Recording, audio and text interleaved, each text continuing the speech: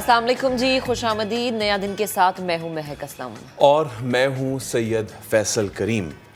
ज़िंदगी एक सफ़र है और हम मुसाफिर। हर शख्स को खुदा ताला की तरफ लौट के जाना है।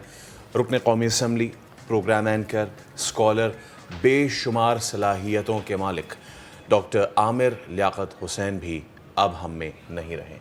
शोहरत की बुलंदियों से ज़िंदगी की तलखियों तक आमिर लियाकत जहाँ गए बहुत सी यादें छोड़ आए। अल्लाह आमिर लियाकत हुसैन की मग़फ़िरत फ़रमाए, आमीन। आज हम प्रोग्राम में उनकी ज़िंदगी के नशेब व फराज, उन्होंने अपनी ज़िंदगी में कितना क्रिटिसाइज़ देखा, उन्होंने अपनी ज़िंदगी में कितनी तरक्की देखी, कितनी तारीफ़ें समेटी। वो जब ज़िंदगी का ये पहलू शुरू हुआ, जब उन्होंने एंकरिंग से आगाज़ किया, और अब जब हम देख रहे थे कि कल उनकी ज़िंदगी का सफ़र तमाम हो गया, इस तमाम तर सफ़र में उनकी ज़िंदगी के मुख्तलिफ़ पहलुओं पे आज हम अपने प्रोग्राम में बात करेंगे। इसके अलावा अपनी जान की परवाह किए बिना कई लोगों की जान बचाई जिस शख्स ने, वो है कोयटा का ट्रक ड्राइवर, तबाही से बचाया। शो में इस हीरो से भी आपकी मुलाकात करवाएंगे। और हम बात हमेशा करते हैं जी, हमारा ख्याल रखा नहीं गया, हमारा ख्याल नहीं है, लेकिन किसी और को आपका ख्याल हो ना हो, EFU लाइफ इंश्योरेंस को आपका ख्याल ज़रूर है। EFU सहूलियात आपको दे रहा है। प्रोग्राम में आज हम इस पे भी बात करेंगे और ज़रा आगे भी बढ़ेंगे। कराची में बहुत ज़्यादा गर्मी है, गर्मी की शिद्दत में कमी हो रही है फैसल, और जिसकी वजह से होता क्या है कि मौसम जो है वो बड़ा अच्छा प्यारा सा हो गया है। लेकिन हुआ यह है कि मौसम जितना भी अच्छा प्यारा सा हो जाए, बिजली की लोड शेडिंग और महंगाई जो है वो आवाम का पीछा नहीं छोड़ रही है। तो क्या महंगा होगा, क्या सस्ता होगा, किस पे कितना टैक्स लगेगा?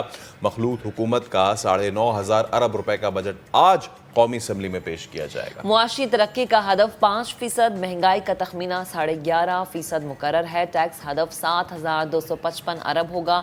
बजट पर भी होगी बात, और इसके अलावा डिजिटल प्लेटफॉर्म से आप कैसे कमा सकते हैं, और IT सेक्टर में क्या स्कोप है आपके लिए, अपना नाम कैसे बना सकते हैं, किस तरह से आप अपने घर बैठे थोड़ी सी कमाई लगा के एक अच्छा स्टार्ट ले सकते हैं। आज हम प्रोग्राम में इस पे भी बात करेंगे। अब कराची में गैस, बिजली, पानी और सीवरेज के मसाइल वजह सिर्फ गैर कानूनी तामीरात। कराची में गैर कानूनी इमारतें धड़ल्ले से बनाई जाती हैं। कोई है देख रेख वाला? इस पर भी आज बात होगी। और जनाब, किसी शोबे में तरक्की हो या ना हो, मुल्क में गधों की तरक्की हस्बे रिवायत बरकरार है। पाकिस्तान में गधों की मजमूई तादाद 57 लाख हो गई है। मतलब बढ़ते चले जा रहे हैं। मतलब पैदावार कहीं और हो ना हो, लेकिन इस शोबे में पैदावार जो है वो यकीनन होती जा रही है। आगे बढ़ते हैं। भारत में यौमिया उजरत पर काम करने वाले इंतहाई गरीब मजदूर को 5.7 क़िरात का हीरा मिल गया, लेकिन हमारे यहाँ 3 नहीं 5 क़िरात हीरे की डिमांड होती रही है। अब वैसे क्या लगता है, मिला होगा किनको? उनको या उनको? एक सवालिया निशान है। अच्छा जी, जरा क्रिकेट की बात करते हैं। पाकिस्तान ने वेस्ट इंडीज को पहले वनडे में तो शिकस्त दे दी है, आज दूसरे वनडे में फिर आमने सामने होंगे। कौमी टीम क्या हिकमत अमली अपनाएगी, ये बड़ा ज़रूरी सवाल है, और इसी सवाल और इस समेत बहुत सारे सवालों पर आज बात होगी। लेकिन सबसे पहले हम जिक्र करने जा रहे हैं बजट का। नई हुकूमत का है पहला बजट, आज कौमी असम्बली में पेश किया जाएगा। साल 2022-23 के इस मुजव्वज़ा बजट का हजम क्या है, अहदाफ क्या होंगे, खसारे क्या क्या हैं, नॉन टैक्स आमदन का कितना हदफ रखा गया है, ये सब जानेंगे। सबसे पहले इस्लामाबाद से शकील अहमद ने रिपोर्ट तैयार की है। इसमें 10 जून माली साल 2022-23 का बजट पार्लिमान में पेश होने का दिन। माजी की मुतहिदा अपोजिशन और मौजूदा मखलूत हुकूमत ने तकरीबन 9,500 अरब रुपए हुजम का मुजव्वज़ा बजट IMF की मुशावरत से तैयार किया है। नए माली साल में आवाम के लिए शरह महंगाई का तखमीना 11.5% लगाया गया है। टैक्स हदफ 7,255 अरब रुपए और नॉन टैक्स रेवेन्यू का टारगेट 1,626 अरब रुपए मुकर्रर। 558 अरब तो सिर्फ पेट्रोलियम लेवी से ही हासिल किए जाएंगे। टैक्स बढ़ाने के हवाले से छूट खत्म करने और अमीर तबके को खास हदफ बनाने की भी तजवीज। नए मुजव्वज़ा बजट में वफाकी तरक्याती मंसूबों पर 800 अरब रुपए खर्च करने का मंसूबा, 433 अरब रुपए इंफ्रास्ट्रक्चर की तामीर और 144 अरब रुपए समाजी मंसूबों पर खर्च करने की तजवीज है। कर्जों और सूद की अदायगी पर सबसे ज्यादा 4,000 अरब रुपए खर्च होंगे, जबकि माली खसारा 4,282 अरब रुपए तक रहने का तखमीना लगाया गया है। नए माली साल में दफाई खराजात 1586 अरब रहने का तखमीना है। अरकान पार्लियामेंट की तरक्याती स्कीमों के लिए 60 अरब रुपए मुख्तस करने की तजवीज है। बैरूनी माली जरूरियात पूरी करने के लिए 41 अरब डॉलर दरकार होंगे, जबकि करंट अकाउंट खसारा 12 अरब डॉलर तक रहने का तखमीना है। शकील अहमद, समा, इस्लामाबाद। बजट से पहले इक्तिसादी सर्वे रिपोर्ट जारी कर दी गई है। मुल्क में बेरोजगारी में कमी आई मगर महंगाई में इजाफा हो गया। शरह खवानदगी बड़ी ज़रूर है मगर बराए नाम खाने पीने की बुनियादी अशिया 7.7% महंगी हुई है और टैक्स छूट में 1757 अरब रुपए का इजाफा रिकॉर्ड किया गया। वहाब कामरान ने रिपोर्ट तैयार की, वो आपको दिखाते हैं। मुल्क में बेरोजगारी की शरह 6.9% से कम होकर 6.3% पर आ गई। ज़राअत में रोजगार की शरह सबसे ज्यादा 37.4%, सर्विसेज में 37.2% रिकॉर्ड। महंगाई की शरह 8.8% से बढ़कर 11.3% हो गई। इक्तिसादी सर्वे रिपोर्ट में तफसीलात सामने आ गयी। एक साल के दौरान मुल्क में खाने पीने की बुनियादी अशिया 7.7% महंगी। जुलाई 2021 में बुनियादी अशिया खोरोनोश की लागत 3,238 रुपए फीकस माहाना थी, जो मार्च 2022 में बढ़कर 3,488 रुपए हो गई। शरह खानदगी में सिर्फ 0.4% इजाफा हुआ, 62.4% से बढ़कर 62.8% हो गई। रमा साल शरह नमू 5.97% रही। दरामदात 48% और बरामदात 28% बढ़ी। सनती तरक्की में भी 7.8% इजाफा हुआ।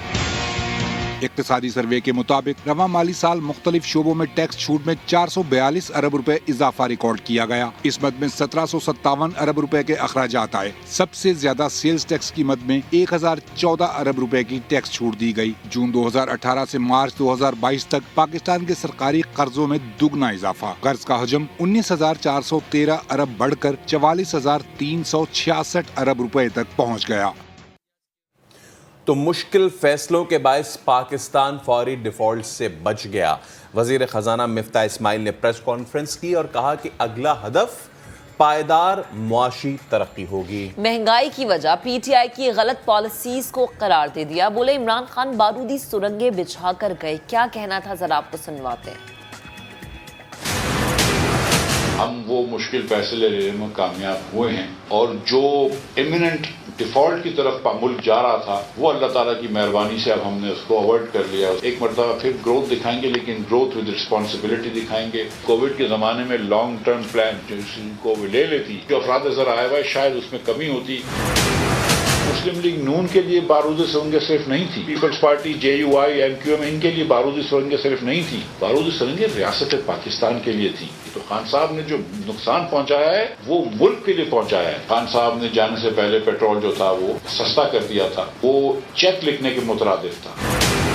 हम IMF को वापस री इंगेज कर चुके हैं। ये जो बजट आएगा उसके बाद इंशाअल्लाह ताला हम स्टाफ एग्रीमेंट की तरफ जाना शुरू करेंगे। पीर मंगल तक इंशाअल्लाह ताला ये बढ़ के फिर 12 बिलियन हो जाएगा, जब हम चाइना से 2.4 बिलियन डॉलर जो कि हम एक्सपेक्ट कर रहे हैं वो आ जाएंगे। तो we are very grateful to China. 3 million ton गंदम हम इम्पोर्ट करेंगे। इस वक्त हमने पहला जो अप्रूवल दिया है G2G निगोसिएशन का, वो रशिया से दिया है।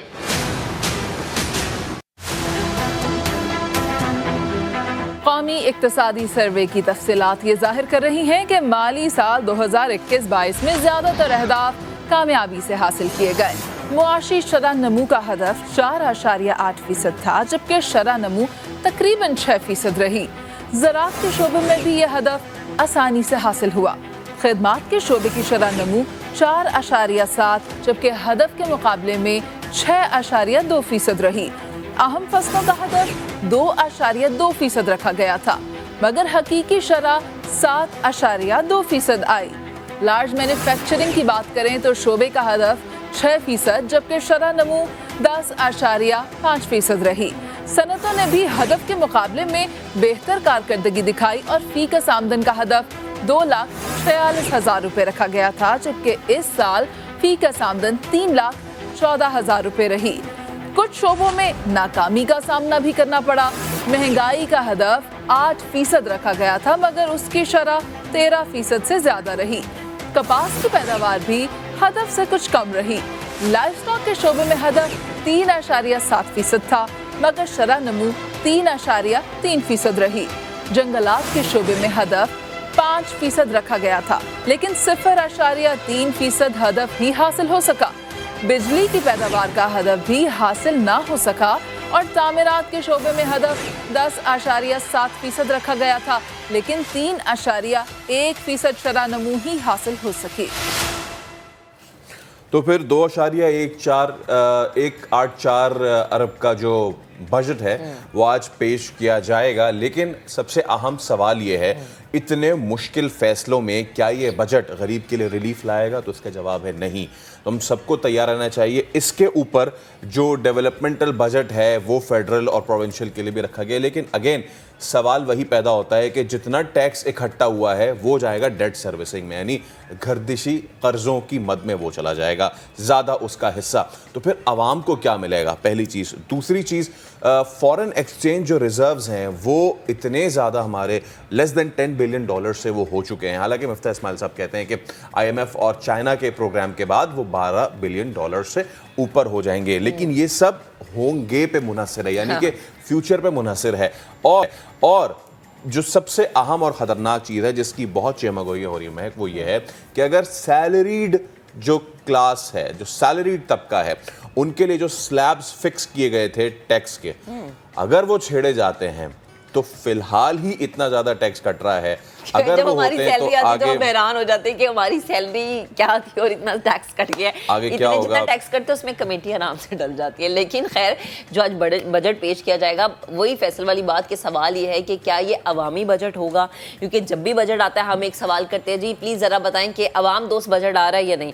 लेकिन अवाम दोस्त बजट इस दफ़ा नहीं होगा। तो जो रिक्शा चलाने वाला है, रेडी लगाने वाला है, कोई दुकान चलाने वाला है, सवाल उसका ये है कि हम गुजारा कैसे करें। मिडिल, आप रिक्शा और रेडी वाले की बात कर रही हैं, मिडिल क्लास का क्या होगा? इस पे भी हम ज़रूर आगे चल के बात करेंगे, लेकिन अभी हम बात करेंगे कल एक ऐसी अंदोहनाक खबर हमारे सामने आई कि जिसको सुन के और फिर देख के दिल गिरफ्तार हो गया। साबिक़ वज़ीर मुमलिकत रुकन कौमी असम्बली आमिर लियाकत हुसैन 51 बरस की उम्र में इंतकाल कर गया। आमिर लियाकत की नमाज जनाजा आज बाद नमाज जुमा अदा की जाएगी। पुलिस ने 2 मुलाजमीन को शामिल तफ्तीश किया है, उनकी साबिक अहलिया और बेटी। खबर मिलते ही आमिर लियाकत के घर पहुंची। तदफीन के लिए अब्दुल्ला शाह गाजी मज़ार के अहाते में कब्र तैयार कर ली गई है। अहमद रहमान खान की आपको पहले रिपोर्ट दिखाते हैं। आप लोगों से मेरी जान छूट जाएगी। कराची में रुकन कौमी असम्बली आमिर लियाकत बुध की रात खुदादाद कॉलोनी में वाक़े अपने घर के ग्राउंड फ्लोर के कमरे में मामूल के मुताबिक सो रहे थे। सुबह जब मुलाजमीन जगाने के लिए पहुंचे तो वहां उन्होंने आमिर लियाकत हुसैन को बेहोश पाया, जिस पर उन्हें एम्बुलेंस बुलाकर निजी अस्पताल मुंतकिल किया गया। जब अस्पताल से हमने चेक किया, हमने अफसरान भेजे आगा खान में, तो उन्होंने बताया कि he was received dead. Aamir Liaquat Hussain के मुलाजिम के मुताबिक वो तीसरी अहलिया की अलहदगी के बाद से गमज़दा थे और रात भर रोते भी रहे। रात से बोला मैं मर जाऊंगा, रात से बोल रही है, रात रोया भी बहुत है। इंतकाल की खबर मिलते ही आमिर लियाकत हुसैन की पहली अहलिया, बेटी और दीगर रिश्तेदार रिहाइशगाह पहुँचे। उनके कज़न इमाद इकबाल के मुताबिक वो सोशल मीडिया पर होने वाली मुख्तलिफ पोस्ट की वजह से शदीद डिप्रेशन का शिकार थे। सबसे इन्होंने अपना यानी कि किनारा कशीश इख्तियार की हुई थी और यही था कि वो कह रहे थे कि मैं सब कुछ छोड़ जाऊंगा, मैं चला जाऊंगा। पुलिस ने डॉक्टर आमिर लियाकत हुसैन के मुलाजिम जावेद और ड्राइवर को शामिल तफ्तीश कर लिया है, जबकि क्राइम सीन यूनिट ने आमिर लियाकत हुसैन के कमरे को सील कर दिया है ताकि मौत की वजह जानने में मदद मिल सके। आमिर लियाकत हुसैन को उनकी ख्वाहिश के मुताबिक हजरत अब्दुल्ला शाह गाजी के मज़ार के अहाते और वालिद और वालिदा के पहलू में सुपुर्द खाक किया जाएगा। कैमरा टीम और साथी रिपोर्टर शाहनवाज अली कादरी के साथ अहमद रहमान खान, समा, कराची। रुकने कौमी असम्बली आमिर लियाकत हुसैन की वफात पर सदर मुमलिकत और वज़ीर आज़म शहबाज शरीफ ने और अफसोस का इजहार किया है। सियासी रहनुमाओं और मौलाना तारिक जमील ने भी आमिर लियाकत के इंतकाल पर ताज़ियत की।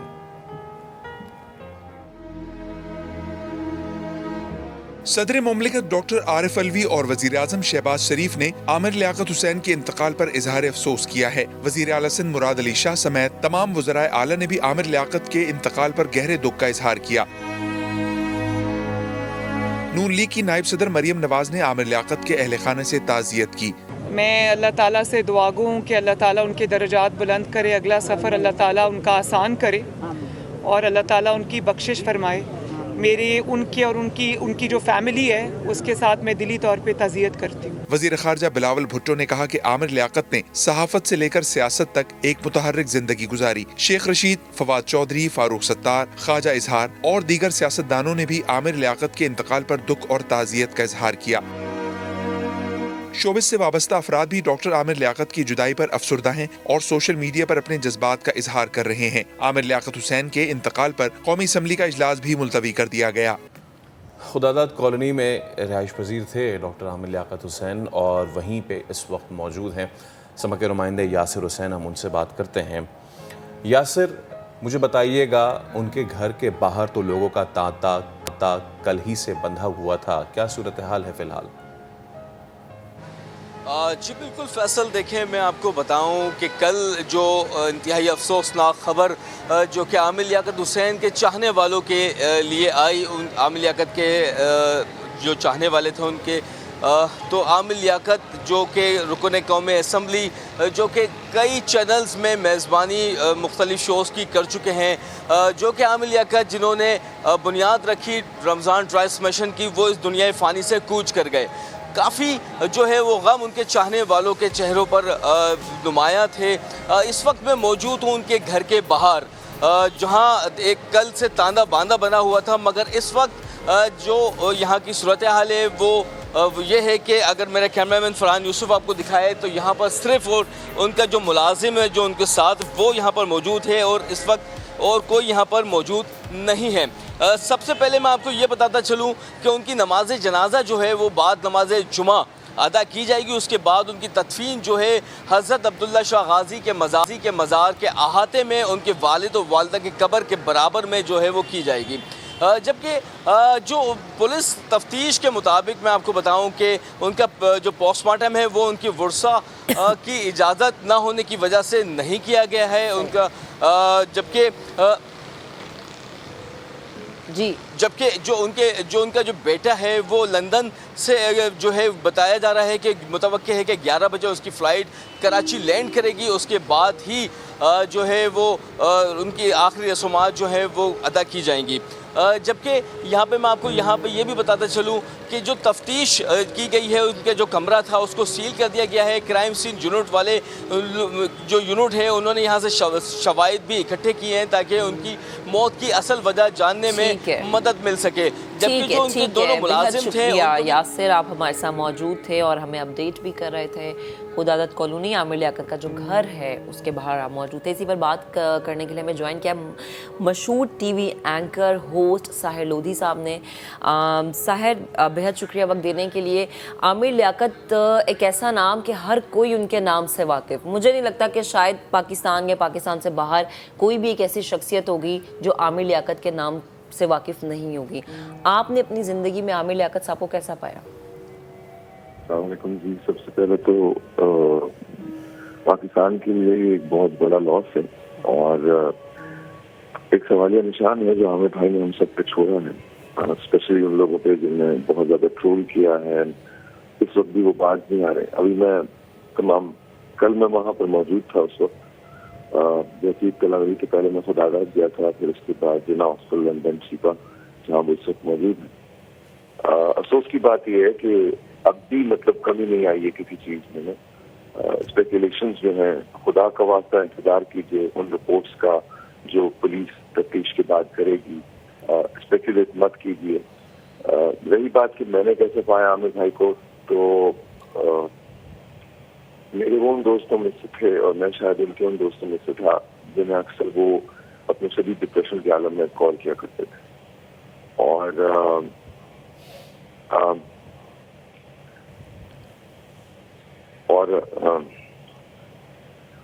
आमिर भाई जो थे वो मेरे तो जाहिर मेरे दिल के बहुत करीब थे।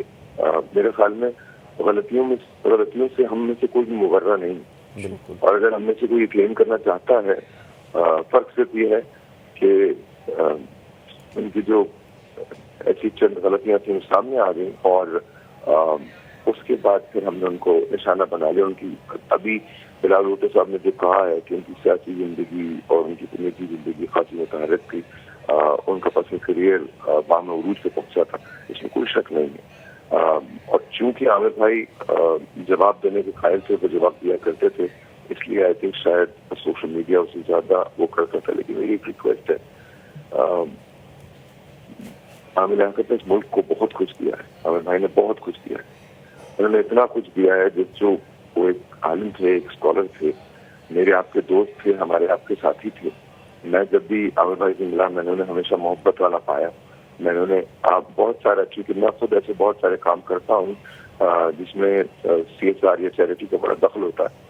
اب یقین جانیے اکثر اوقات ایسا ہوتا تھا کہ بہت سارے لوگ مجھے اپروچ کیا کرتے تھے اور پھر بیک سٹوری پتہ چلتی تھی کہ عامر بھائی ان کی ہیلپ کر رہے ہیں.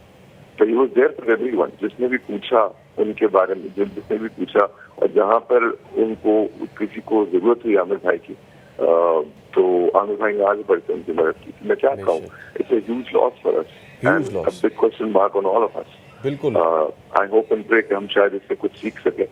مجھے نہیں پتا کہ ہم سیکھ پائیں گے یا نہیں سیکھ پائیں گے، لیکن اگر ہم انسانوں کو انسانوں کی طرح سے پرکھیں تو آئی تھنک وہ بہت اب جانے کے بعد 10,000 چیزیں ہو جائیں گی. وہی لوگ جنہوں نے ان کو ٹرول کیا تھا وہ ہارٹس بنا کے ان کی تصویریں لگائیں گے.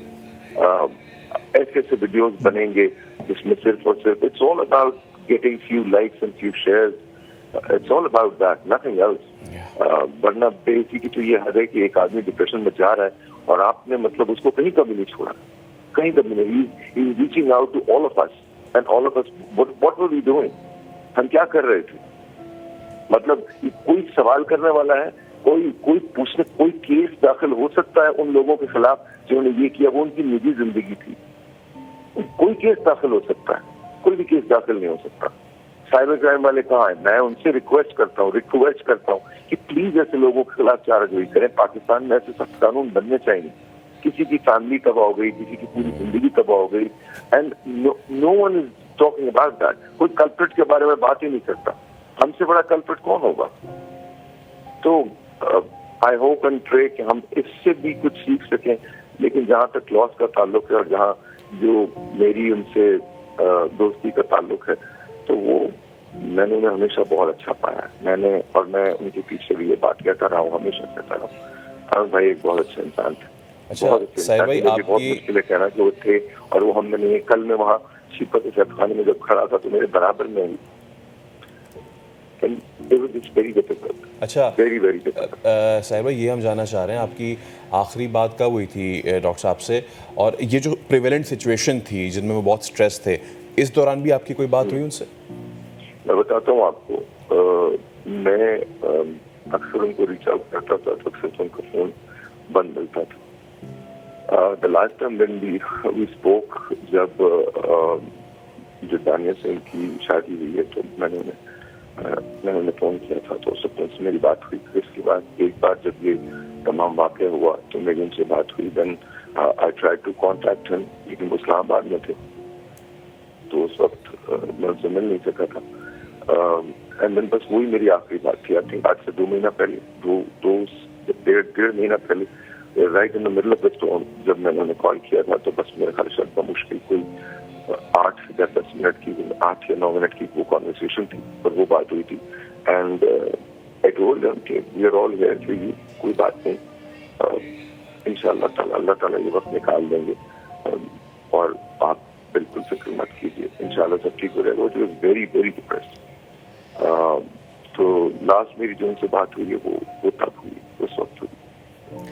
ٹھیک ساحر، بہت شکریہ، آپ ہم سے گفتگو کر رہے تھے. اور یہ وہ اسی کے لیے بہت مشکل ہے، اسپیشلی عامر لیاقت کی فیملی کے لیے، بلکہ پورے پاکستان کے لیے کہنا چاہیے، کیونکہ وہ ہمارا حصہ تھے. بہت دفعہ ہمارے شوز میں جب آئے گفتگو ہوتی تھی ہماری ان سے، اور جب کل فیصل ہم نے خبر دیکھی تو یقین نہیں آ رہا تھا کہ عامر بھائی کے بارے میں ہم یہ خبر سن رہے ہیں. خیر، ایک بریک لیتے ہیں، بریک کے بعد دوبارہ حاضر ہوں گے، ساتھ رہیے گا.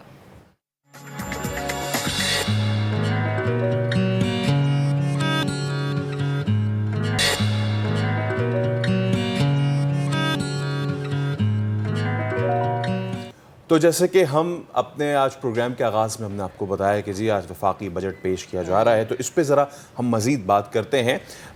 Farmer minister of finance of Pakistan Salman Shah صاحب ہمارے ساتھ اب موجود ہیں. سر السلام علیکم، بہت شکریہ نیدن سے گفتگو کرنے کے لیے. پہلا اور سیدھا سوال یہی ہے کہ کیا آنے والے بجٹ میں غریب کے لیے کوئی ریلیف دیکھتے ہیں؟ لیکن یہ آنے والا بجٹ تو ایک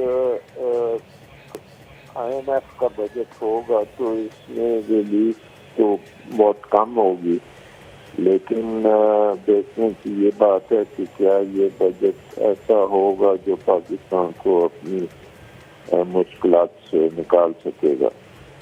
اور ہمیں پتہ ہے کہ اقتصادی جو مشکلات ہیں وہ ڈپینڈنٹ ہیں کہ آئی ایم ایف کے جو اہداف ہیں وہ ہم نے پورے کرنے ہیں، جس میں ان کا جو فسکل ایڈجسٹمنٹ کی بات ہو رہی ہے کہ ہم نے اپنے اخراجات جو ہیں وہ ہم نے اپنے ٹیکس ریونیوز سے پورے کرنے. تو یہ اگر کرنے میں ہم کامیاب ہوتے ہیں اور وہ آئی ایم ایف اس سے راضی ہوتی ہے اور ہمارا پروگرام بحال ہو جائے آئی ایم ایف کے ساتھ، تو پھر ہماری اکنامک جو سچویشن ہے وہ اسٹیبلائزیشن کی طرف جا سکتی ہے اور مشکلوں سے پھر ہم آہستہ آہستہ نکلنا شروع ہوں گے. بٹ اس میں مین چیز یہ ہے کہ بجٹ میں پھر دیکھنا پڑے گا کہ ایکسپینڈیچرز جو ہیں حکومت کے وہ کیسے کم ہوں گے اور ریونیو کے کیا کیا کام ہوں گے. وہ ساری چیزیں جو ہیں وہ امپورٹنٹ ہوں گی اس بجٹ میں، جس سے پھر آج کا دن سارا گزرے گا ڈسکشنس میں. صحیح. اچھا سلمان صاحب، جیسے آپ بھی کہہ رہے ہیں کہ آنے والا جو بجٹ ہے وہ کسی بھی طور پہ عوامی بجٹ یا عوام دوست بجٹ ہمیں نہیں لگ رہا، یعنی ہم یہ کہہ سکتے ہیں کہ آج کے بجٹ کے بعد مہنگائی کا ایک نیا طوفان سر اٹھائے گا. تو اس تمام سچویشن میں غریب آدمی کا یہ سوال ہے کہ وہ کہاں کھڑا ہے؟ اس میں دیکھیں ایک چیز ہے کہ آئی ایم ایف کے پروگرام میں وہ کہتے ہیں کہ اگر کوئی سبسڈی لینی ہے تو وہ غریبوں کے لیے ٹارگیٹڈ سبسڈی ہو سکتی ہے. تو وہ بھی ہمیں دیکھنا پڑے گا کہ وہ ٹارگیٹڈ سبسڈیز کو کیسے اس میں پروٹیکٹ کیا جاتا ہے اور کیا وہ اتنی ہوں گی کہ غریبوں کو اس کا کوئی فرق پڑے یا کس لیول تک وہ سبسڈی ہوگی اور وہ کس حد تک ان کو پروٹیکشن دے گی. یہ بھی ایک ایشو ہوگا دیکھنے کا. ظاہر ہے کہ وہ سبسڈی جو ہے لمیٹڈ ہوگی اور عام آدمی میں مڈل کلاس بھی آتی ہے، بزنس کلاس انٹرپرینورز بھی آتے ہیں، تو ان کو یہ سبسڈیز نہیں مل سکیں گی اور وہاں پہ کافی مسائل ہوں گے. اچھا سلمان صاحب، ادر دین دا بجٹ میں ایک چیز آپ سے پوچھنا چاہ رہا تھا، آئی ایم ایف کا کوئی پروگرام ہوتا ہے یا کوئی ملک ان سے مذاکرات کرنے چاہتا ہے تو کیا اس میں یہ بات دیکھی جاتی ہے کہ غریب کا کتنا خیال رکھا جائے گا؟ لیکن آئی ایم ایف جو ہے وہ آپ کا بیلنس آف پیمنٹ کے اوپر ان کا فوکس ہوتا ہے کہ آپ ایک وائبل سسٹینیبل اکانومی چلائیں. وہ فلاحی ادارہ نہیں اور وہ ایک لینڈر آف لاسٹ ریزورٹ ہے کہ آپ کو وہ لینڈ کرتا ہے بٹ وہ آپ کے جو ریفارمس وہ اگر آپ کرنے کو تیار ہوں گے تو وہ آپ کو لینڈ کرے گا، کیونکہ وہ جو بھی لینڈ کرے گا وہ اس کو واپس لینا چاہے گا.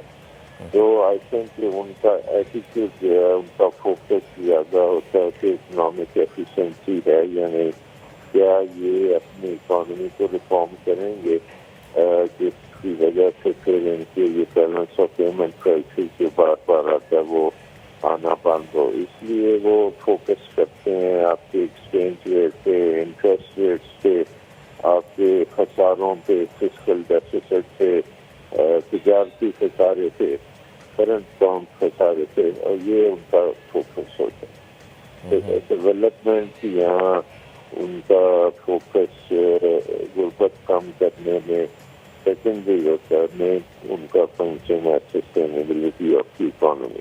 یس. اچھا سلمان صاحب، یہ جتنی ہم ابھی دوحہ میں ٹاکس کر کے آئی ایم ایف سے اور چائنیز جو پروگرام ہے وہ بھی اس کے حوالے سے بھی ہمیں کچھ نہ کچھ تو ضرور ملے گا، تو کیا ان ساری چیزوں کے آنے کے بعد آفٹر دا بجٹ کچھ ہم ریلیف دیکھیں؟ جی اب آنے کے بعد تو اگر ایڈجسٹمنٹ جو ہیں بجلی کے بل زیادہ ہوں گے، آپ کے ٹرانسپورٹ مہنگی ہوگی، انفلیشن ڈیفینیٹلی ہوگی، اکنامک سلو ڈاؤن ہوگا، انمپلائمنٹ ہو سکتی ہے، تو یہ ساری چیزیں ہوں گی. تو اس کے لیے کم از کم جو حکومت ہے اس کو خیال رکھنا چاہیے کہ یہ ان کے اوپر اس کا امپیکٹ ایک نیگیٹو طور پہ تو ضرور آئے گا. رائٹ. اور سلمان صاحب یہ بھی میں آپ سے پوچھنا چاہ رہا تھا کہ فی الحال جو 5% گروتھ ریٹ کو ٹارگٹ کیا گیا ہے، ان تمام تر حالات میں آپ کو وہ اچیویبل لگتا ہے؟ لیکن مجھے تو نظر نہیں آ رہی کہ وہ گروتھ ہوگی، کیونکہ آپ کی ان پٹ کاسٹ بھی ساری بڑھ گئی ہیں، آپ کے ٹیکسز بھی بڑھ گئے ہیں، اور آپ کی بہت سی بزنسز ایسی بھی ہو سکتی ہیں جو کہ اپنی سروائیو نہیں کریں گی. تو 5% ذرا مشکل ٹارگیٹ لگتا ہے، لیکن اس میں اپرچونیٹیز بھی بن سکتی ہیں، کیونکہ امپورٹ سبسٹیٹیوشن کی اپرچونیٹیز ہیں، پھر ایکسپورٹس میں بھی آپ کو اپرچونیٹیز مل سکتی ہیں. تو یہ اوور آل سرمایہ کاری کے ماحول سے ڈپینڈ کرے گا کہ گورنمنٹ کس حد تک ان کو فیسیلیٹیٹ کرتی ہے سرمایہ کاری کو. ٹھیک ہے سلمان صاحب، بہت شکریہ، موجود تھے ہمارے ساتھ گفتگو. تو آج کا جو بجٹ آئے گا دین دیکھتے ہیں کہ عوام کے لیے اس میں کیا ہوگا. آگے بڑھتے ہیں. کوئٹہ میں ڈرائیور کی بہادری، آئل ٹینکر میں آگ لگی تو تیز رفتاری کے ساتھ آبادی سے دور لے گیا. پہلے آپ کو یہ رپورٹ دکھاتے ہیں، دین اس بہادر ڈرائیور سے آپ کی ملاقات کروائیں گے. بہادر ڈرائیور نے کوئٹہ کو بڑی تباہی سے بچا لیا. کمبرانی روڈ پر پیٹرول پمپ میں پیٹرول سے بھرے ٹینکر میں آگ بھڑک اٹھی. ٹینکر ڈرائیور نے برق رفتاری اور کمال مہارت کا مظاہرہ کرتے ہوئے آگ کے شعلوں میں لپٹے آئل ٹینکر کو پیٹرول پمپ سے نکال کر آبادی سے 3 کلومیٹر دور لے گیا. ٹینکر ڈرائیور محمد فیصل کہتے ہیں جان ہتھیلی پر رکھ کر جلتے ٹینکر میں بیٹھنے کا مقصد پمپ میں موجود لوگوں کی زندگیاں بچانا تھی. کرنے والا تو میرا اللہ پاک ہے، لیکن ہم نے یہی سوچ لگا کہ بھائی ہمارا ایک جان جا سکتا ہے، صحیح ہے، لیکن یہ جان بچ جائے. پیٹرول پمپ کے مالک سعید شاوانی کا کہنا تھا کہ اپنی جان کی پرواہ کیے بغیر ڈرائیور نے پمپ اور لوگوں کی حفاظت یقینی بنائی. آئل ٹینکر میں لگی آگ سے 20,000 لیٹر پیٹرول اور ٹینکر جل کر خاکستر ہو گیا، مگر خوش قسمتی سے کوئی جانی نقصان نہیں ہوا. کیمرامین جنید اکبر کے ساتھ مجیب اللہ، سما، کوئٹہ. تو یہ جانباز بہادر oil tanker driver Faisal Ahmed ہمیں جوائن کر چکے ہیں. فیصل بہت شکریہ وقت دینے کے لیے. Good morning. سب سے پہلے تو مجھے بتائیں کہ اتنا خطرناک اور مشکل کام مطلب یہ کیسے کیا؟ کیا اس ٹائم پہ آپ کے دماغ میں سوچ چل رہی تھی؟ یقیناً ایک تو یہ تھا کہ آبادی سے ذرا دور لے کے جانا ہے، اپنی جان کی کوئی پرواہ نہیں تھی. جی یہ بات تو ایسا ہے کیونکہ میں ادھر کھڑا تھا، خاص جو ہے گاڑی کے جو ہے وہ پمپ کے ساتھ کھڑا تھا، 2 بندے تھے. تو اچانک سے جو ہے آگ بڑھ اٹھا ٹینک سے. تو میں نے کیا کیا ادھر، کیونکہ عوام بھی تھے، موٹر سائیکلیں تھے، لیڈیز بھی میرے خیال میں تھے. تو میں نے یہ کیا کہ بھائی ہمارا چلو زندگی جاتا ہے، اس میں تو کوئی مسئلہ نہیں ہے، بس جو بھی کرنے والا میرا اللہ پاک ہے، اس نے میرے ذہن میں ڈالا. تو میں جلدی سے گیا، گاڑی اسٹارٹ کیا. تو ادھر سے میں نے جو ہے گاڑی ریورس کر. جی فیصل بھائی، آپ گاڑی کے اس وقت باہر تھے جس وقت آگ لگی، اور جب آگ لگی پھر آپ اندر گئے اور آپ اس کو چلاتے ہوئے لے کے گئے؟ جی میں تو ٹینک کے آمنے سامنے کھڑا تھا، کیونکہ میں وال کھولا اور گاڑی کو خالی کر رہے تھے. خالی 2 بندے تھے، ایک ہیلپر تھا، ایک ہم تھا. سمجھ گیا؟ میں بالکل ٹینک کے سامنے کھڑا تھا اور وال کے ساتھ کھڑا تھا. ادھر جو ہے نا آگ جیسے بھڑک اٹھا تو میں نے جلدی سے گیا، گاڑی اسٹارٹ کیا. اچھا فیصل، یہ مطلب آپ کی ہمت کو، آپ کے جذبے کو، آپ کی ایون سوچ کو کہ جو آبادی سے دور آپ لے گئے لوگوں کو بچانے کو، اس کو ہم جتنا اپریشیٹ کریں اتنا ہی کم ہے. آگ میں آپ خود بیٹھ گئے، کمال ہے یار. اچھا تو فیصل پھر یہ بتائیں کہ کتنی دور تک، یا آپ کو اندازہ ہے کہ کتنی دیر تک آپ اس جلتے ہوئے آئل ٹینکر کو چلاتے رہے ہیں؟ تو وہ جو ہے نا 3 کلومیٹر ہم لے کے گیا گاڑی. 3 کلومیٹر 3 کلومیٹر جو ہے سائڈ شیشے پہ میں دیکھ رہا تھا صرف آگ تھا اور ہارن پہ جو ہے میرا ہاتھ رکھا ہوا تھا. تو یہ بھی شکر ہے عوام کا, عوام کوئی میرے سامنے نہیں آیا. جتنا اسپیڈ تھا گاڑی میں نے اتنا گاڑی جو ہے اسپیڈ بھگایا. تو آبادی سے جو نکل کے ایک جو ہے ویرانے جگہ پہ میدان آیا, ادھر میں نے کھڑا کرنے کی کوشش کیا لیکن گاڑی جو ہے بریک فیل ہو گیا تھا. اوئے مطلب اور پھر جی اور پھر کیا کیا آپ نے؟ تو میں نے گیئر کے حساب نے گاڑی کنٹرول کیا. گاڑی کا ایک کرنٹ آتا ہے مین سوئچ, سمجھ گیا, مین سوئچ آتا ہے وہ جو ہے میں نے بند کیا, گاڑی کو مکمل جو ہے کرنٹ بند ہو گیا. تو گاڑی گیا کنٹرول ہو گیا. اس کے بعد جو میں نیچے اترا, وہ بھی مجھے پتا نہیں میں کیسے نیچے اترا, سب جو ہے میرا اللہ کا جو ہے کرم ہے کہ اس نے بجایا. یقیناً فیصل یہ تو اللہ نے بھی کرم کیا اور اس نے آپ کے دل میں ہمت ڈالی. یہ 3 کلومیٹر جب آپ دوڑا رہے تھے ٹرک, آگ کی تپش بھی آپ کو محسوس ہو رہی ہوگی اور وہ جو آس پاس کی آبادی وہ بھی آپ کو نظر آ رہی ہوگی. ان 3 کلومیٹرز میں ذہن میں کیا تھا فیصل بھائی آپ کے؟ ذہن میں میرا یہ تھا کہ میرے عوام بچ جاوے,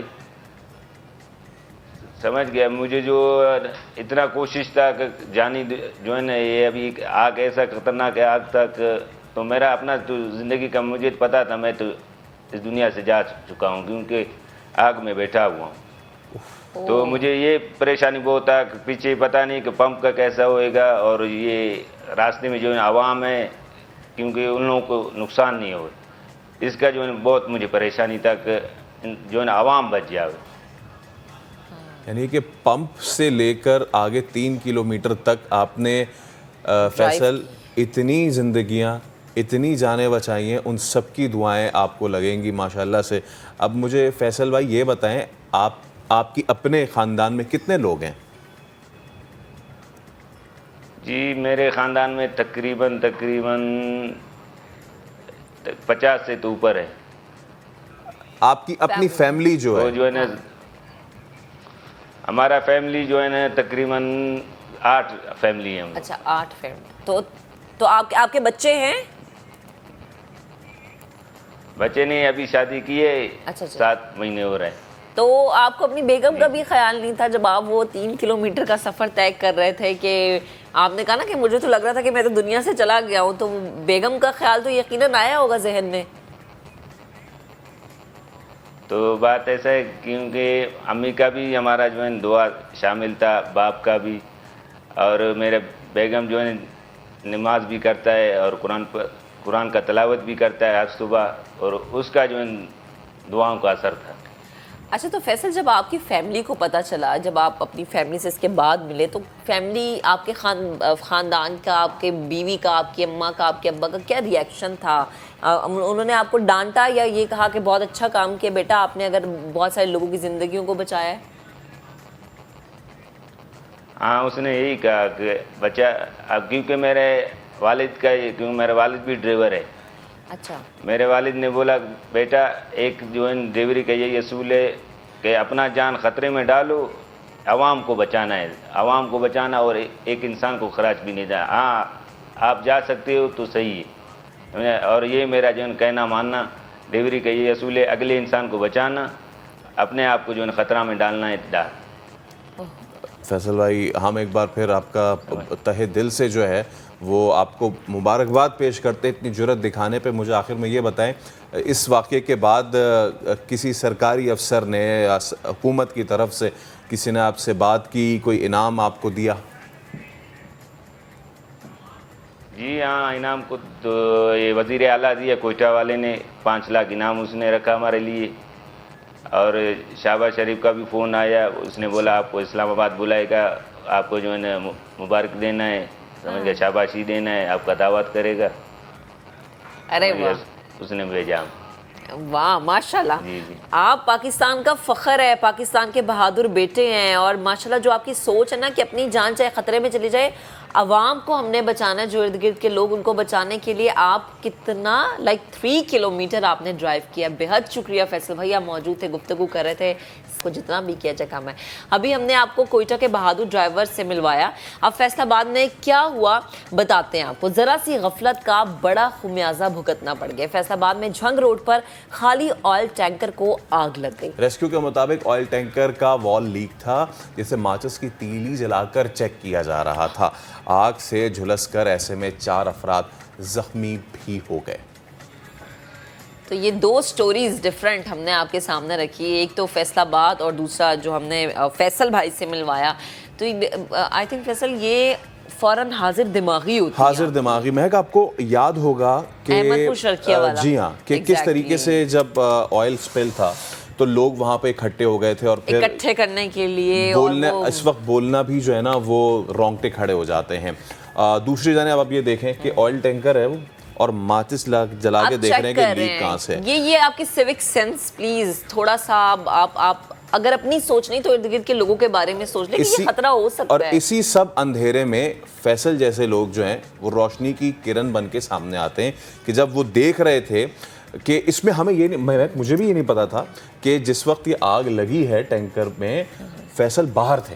انہوں نے جب دیکھا کہ آگ لگ گئی ان کے پاس یہ موقع تھا کہ بھائی وہ چلے آتے, لیکن نہیں. پہلے تو انہوں نے اس ٹرک میں بیٹھے, جلتے ہوئے ٹرک میں, اس کے بعد اس ٹرک کو پمپ سے نکالا, پمپ کا نقصان, وہاں پہ جو لوگ موجود تھے ان کو بچایا. وہاں سے نکلے تو آپ دیکھ رہے ہیں کہ سڑک سے جا رہے ہیں, آس پاس گھر ہیں اور وہ لوگ دیکھتے ہوئے ان کو جا رہے ہیں, ان گھروں کو بچایا. پھر آگے جاتے رہے. ہمیں یہ بھی نہیں پتا تھا کہ یہ بندہ جو اپنی جان کی پرواہ کیے بغیر جا رہا ہے, بریک بھی فیل ہو گئے تھے گاڑی کے, اس سب کے باوجود اس نے اتنی جانوں کو بچایا. بھائی سلام ہے یار. اچھا اس میں ایک فیکٹر ہے ان کے والد کی تربیت جو ان کے ذہن میں تھی. چلیں جی ایک بریک لیتے ہیں, بریک کے بعد دوبارہ حاضر ہوں گے, آپ ساتھ پیجیے.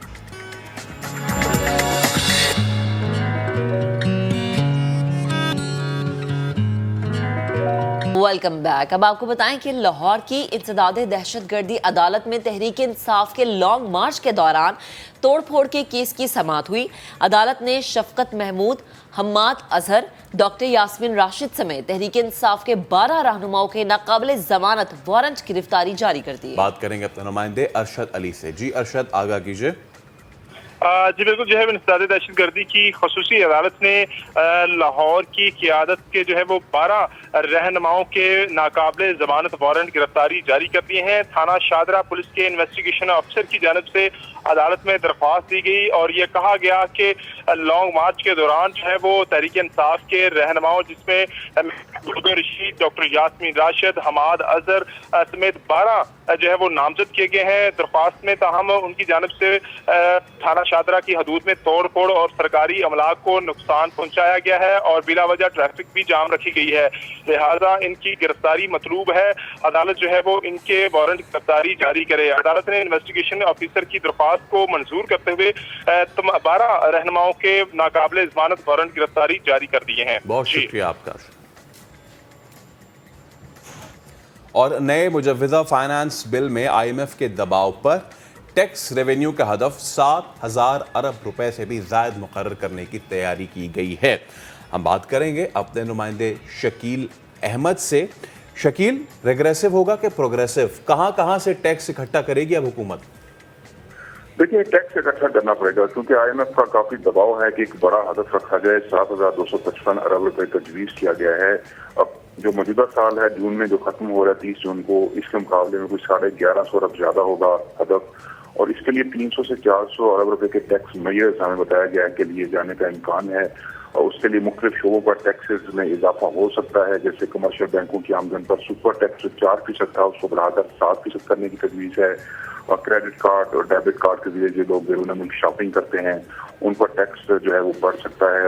فائلرز کے لیے 1% اور نان فائلرز کے لیے 2%. امیر طبقہ جو پوش گھروں میں رہتے ہیں, قیمتی گاڑیاں ہیں اور ساتھ ساتھ ریئل رینٹل انکم بھی ہے ان کی, ان پر ٹیکس میں اضافے کا امکان ہے. بزنس کلاس ٹکٹ پر جو سفر کرتے ہیں اس میں جو ٹکٹ کا جو ریٹ ہے اس پر ٹیکس جو ہے 10,000 سے بڑھا کر 50,000 کیے جانے کا امکان ہے. ملک میں لاکھوں ریٹیلرز ہیں جو کہ ٹیکس نیٹ سے باہر ہیں, ان کے لیے ایک فکس ٹیکس ریٹ اسکیم بھی لائی جا سکتی ہے.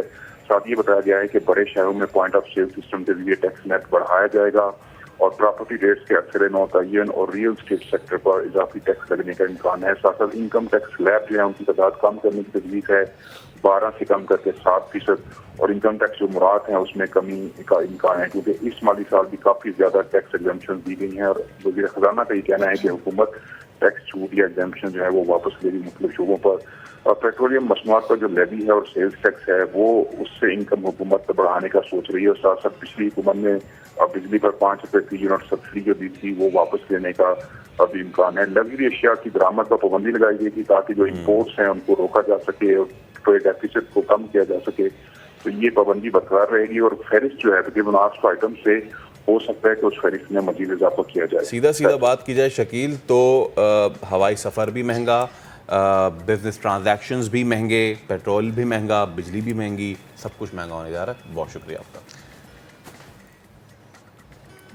इतनी महंगाई है, अब बहुत सारे सवालात भी आपके सामने हम रखेंगे। क्या आप आला तालीम हासिल करना चाहते हैं और अगर बीमार हैं और अच्छा इलाज करवाना चाहते हैं लेकिन मुश्किल ये है कि आपके पास पैसे नहीं हैं, तब मैं आपको ये कह रही हूँ कि घबराना नहीं आपने, क्योंकि EFU लाइफ इंश्योरेंस देता है आपकी ज़िंदगी को तहफ़्फ़ुज़, तालीम और पेंशन का प्लान। EFU लाइफ का काम सिर्फ मुनाफा कमाना नहीं है बल्कि लोगों को सर्विस मुहैया करना है। EFU पाकिस्तान में 50 लाख लोगों को इंश्योरेंस फराहमी की जा रही है। इदारे की 160 शहरों में ब्रांचेस मौजूद हैं। ये प्लान्स किस तरीके से काम करते हैं और मुस्तकबिल के क्या मज़ीद प्लान्स हैं, हम बात करेंगे। EFU तकाफुल के regional sales director Rahman Fayaz साहब आज हमारे साथ स्टूडियो में मौजूद है। अस्सलाम वालेकुम रहमान साहब, सबसे पहले तो बहुत शुक्रिया आपकी तशरीफ़ आवरी का। तो ज़रा बताइएगा कि EFU तकाफुल दीगर प्लान से किस तरीके से मुख्तलिफ लोगों को सर्व करता है। ओके, सबसे पहले तो आपका और आपके चैनल का बहुत बहुत शुक्रिया कि आपने अपॉर्चुनिटी दी हमें कि हम सार्फिन के पास जो है अवेयरनेस क्रिएट करें और उनको बताएं कि basically perception is stronger than the reality. Reality जो है वो कुछ और है, परसेप्शन बहुत पुराना सा चल रहा है। तो जैसा कि आपका सवाल है कि जी कैसे हम लोगों को प्रोटेक्ट करते हैं, ये कैसे करते हैं, तो इंश्योरेंस कंपनी जो होती हैं वो बेसिकली लोगों को फाइनेंशियल रिस्पॉन्सिबिलिटीज़ और लायबिलिटीज़ का बैकअप प्रोवाइड करती हैं in case of any mishap. यानी इसके 3 बड़े इवेंट होते हैं। लिविंग टू लॉन्ग यानी इंश्योरेंस किस पॉइंट्स के ऊपर, किन फैक्टर्स के ऊपर काम करती है, समझने के लिए उसको मैं सेंट्रलाइज कर रहा हूँ कि living to long, dying too soon और टू बिकम डिसेबल्ड, अल्लाह ना करे, गॉड फॉरबिड। तो ये 3 ऐसे मौके होते हैं, इवेंट्स होते हैं कि जहाँ पर आपको कोई बैकअप रिक्वायर्ड होता है। आपको पता है पाकिस्तान की इकॉनमी की कंडीशन, जब से आपने या मैंने हो सवाल है, हमेशा थोड़े अरसे के बाद हमें ऐसा फील होता है कि जी बहुत प्रॉब्लम है, बहुत प्रॉब्लम है, महंगाई बढ़ रही है, ज़्यादा हो गई, हम हमेशा नाजुक। जी बिल्कुल जी। तो हम इसी चैलेंज को इस अपनी इस इंडस्ट्री से जो है ना बहुत आसानी के साथ टैकल कर सकते हैं। लास्ट गवर्नमेंट ने एक जो पॉइंट हाईलाइट किया था हमारी इंडस्ट्री का, वो था कि आपकी फैमिली को 1 मिलियन की कवरेज देना।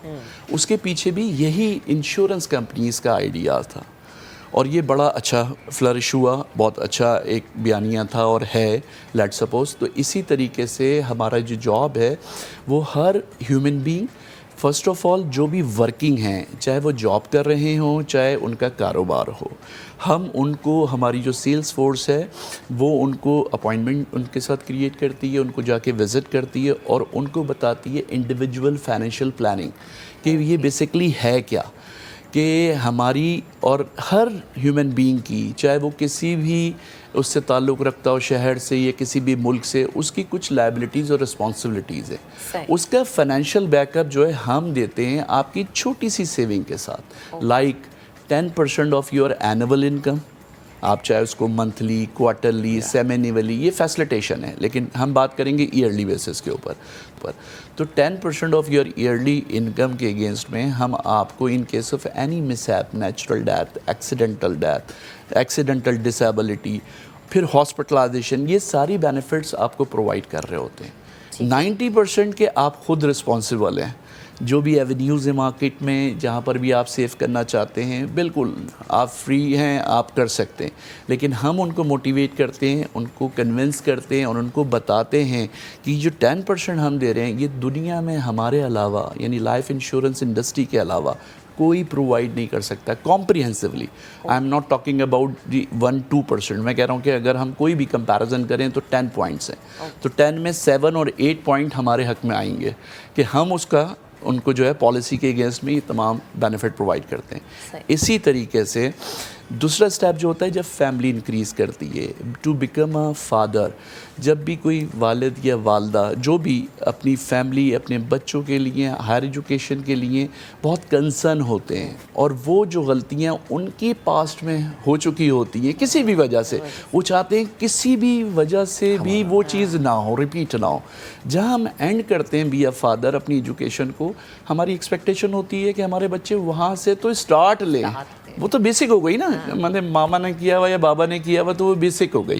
اس سے آگے اسپیشلائزیشن ہے, آج کل پی ایچ ڈیز ہیں, تو اس کے لیے تو ہم ان کو ایک اسپیسیفک اس نیڈ کو وہ کرنے کے لیے کیٹر کرنے کے لیے ہم نے ایک ایجوکیشن پلان بنا رکھا ہے. جو بھی فادر ہمارے ساتھ ڈیل کر لے گا 15 سال کی 20 سال کی پالیسی کے اگینسٹ, تو اس کی تمام لائبلٹی چاہے وہ لائف میں ہو, پکچر میں موجود ہو دنیا میں میچورٹی کے ٹائم پہ, یا اللہ نہ کرے کوئی مس ہیپ ہو اور وہ دنیا میں نہیں رہے, دونوں صورتوں میں ہم اس کی جو ہائر ایجوکیشن ہے وہ گارنٹی کرتے ہیں کہ انشاءاللہ تعالیٰ آپ کا یہ فنڈ یعنی 2 ملین ٹو 2.5 ملین اپروکس ہوگا ہی ہوگا.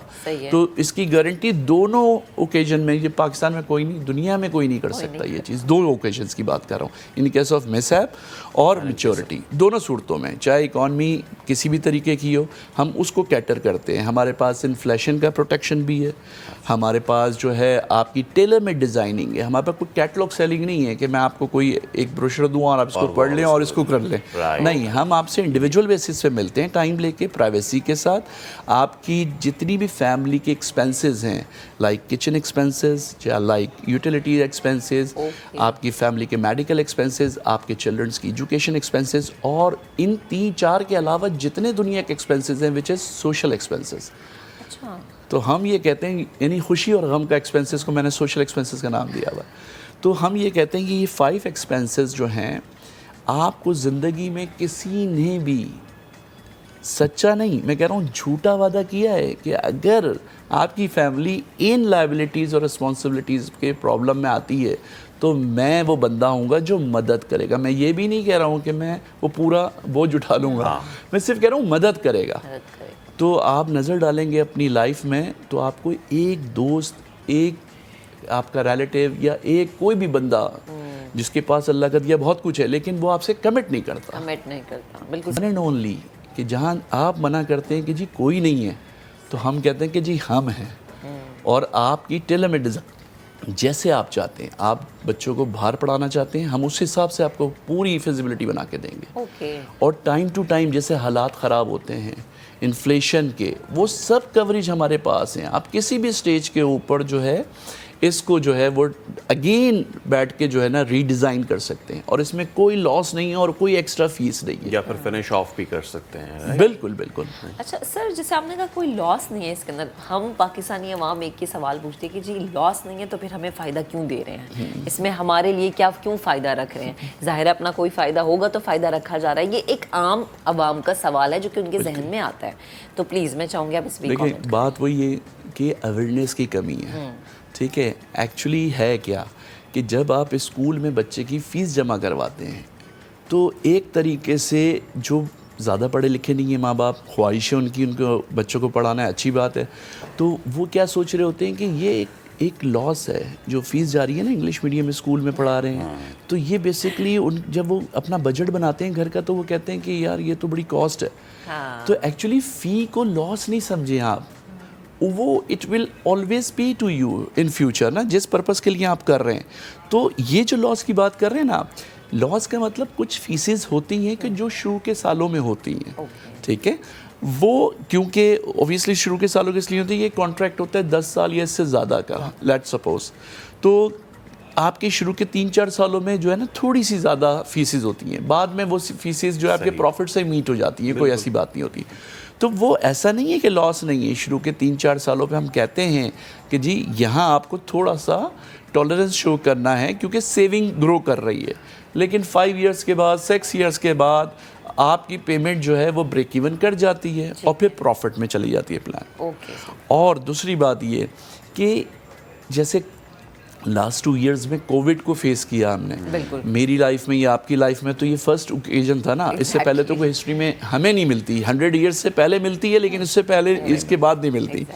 تو لوگوں نے جنہوں نے سیونگ کی ہوئی تھی, آپ یقین کریں ہمارے پاس ڈیٹا موجود ہے, تو اس میں اپروکس سمجھ لیں آپ ملینز کی تعداد میں لوگوں نے جو ہے وڈرا کرا ہے. ان کے پاس سیونگ تھی تو انہوں نے برے وقت میں پارشلی ہم سے جو ہے نا آپریٹ کر لیا. جیسے اے ٹی ایم کارڈ ہوتا ہے آپ کا, ایسے ہمارے پاس پارشل وڈرال ہوتا ہے کہ آپ فی الحال فار ٹائم بینگ کرائسس میں آ گئے تو آپ نے اپنے دیے ہوئے پیسے میں سے کچھ پیسہ وڈرا کر لیا, اور اس کے اوپر کوئی انٹرسٹ نہیں ہے, اس کے اوپر کوئی مارک اپ نہیں ہے. ٹھیک ہے, اچھا, اور آپ کی پالیسی کنٹینیو رہے گی, پروٹیکشن کنٹینیو رہے گا.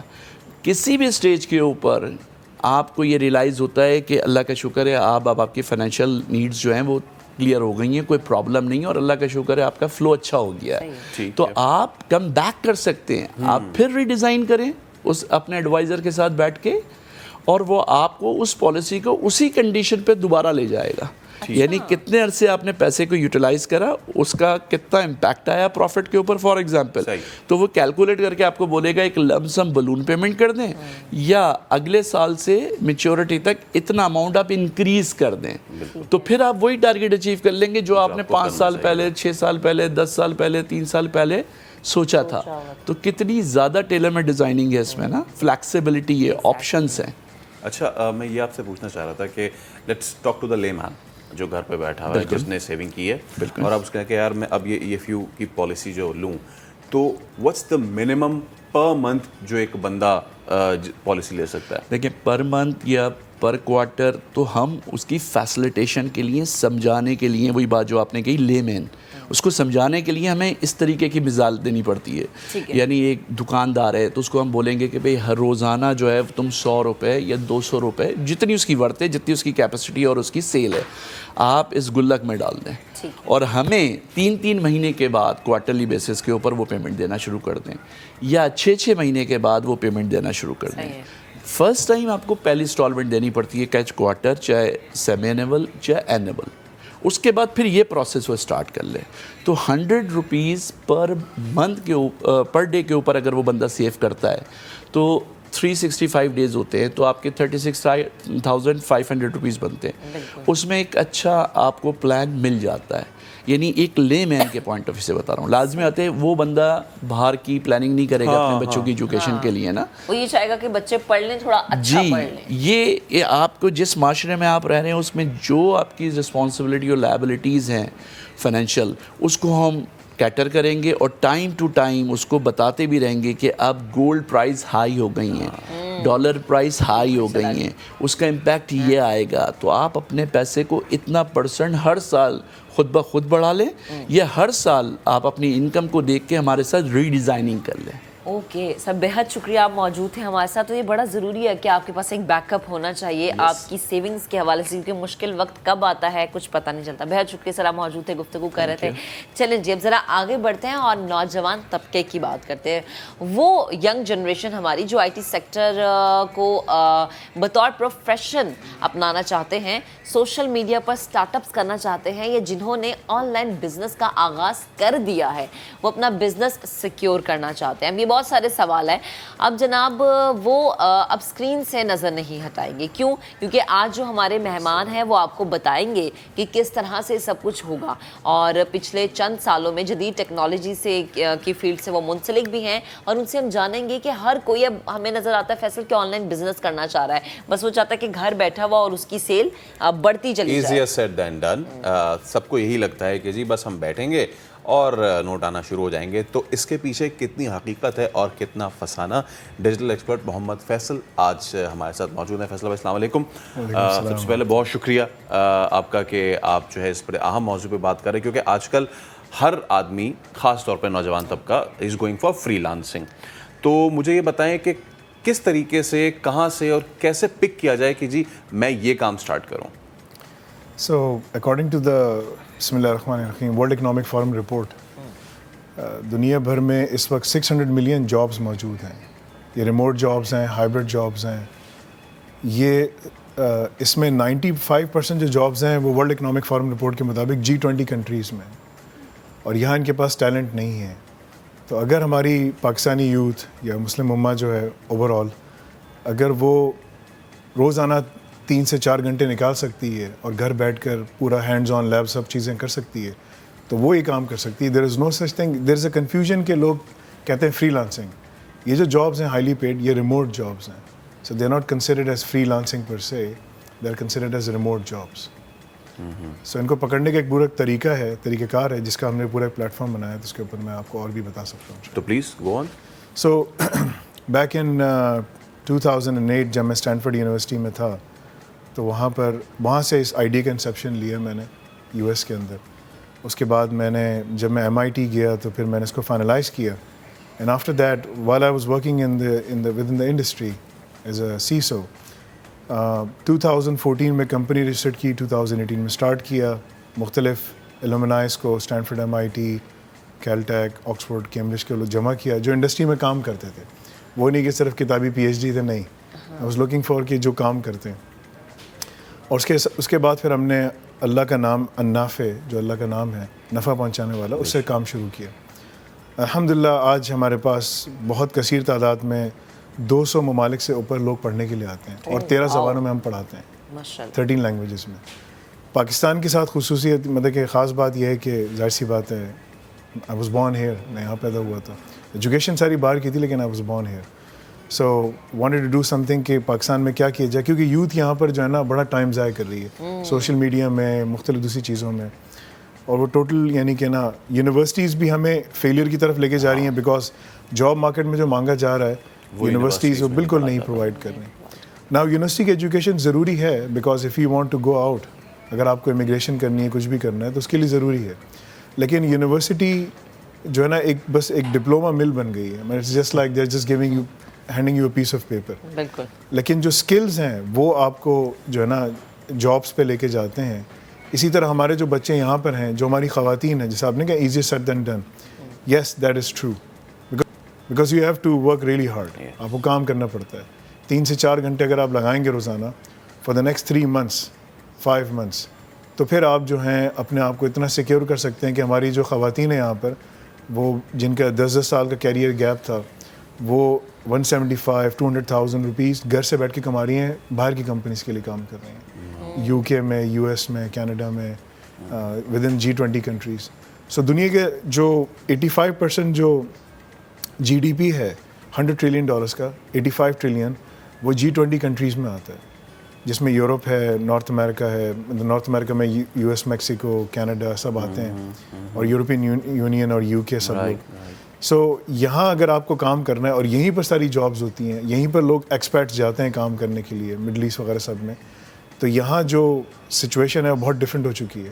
اس کے لیے اگر والدین تھوڑا سا اپنے آپ کو آرگنائز کریں اور اپنے بچوں کو ری ڈائریکٹ کریں اس طرف کہ سوشل میڈیا اور دوسری چیزوں سے ہٹا کر پراپرلی اس طرف لگائیں, تو بچے جو ہیں 6 to 9 months میں, 5 months میں تیار ہو جاتے ہیں. ہم تو کہتے ہیں 12 months, لیکن ہمیں بچوں نے غلط پروف کیا ماشاء اللہ.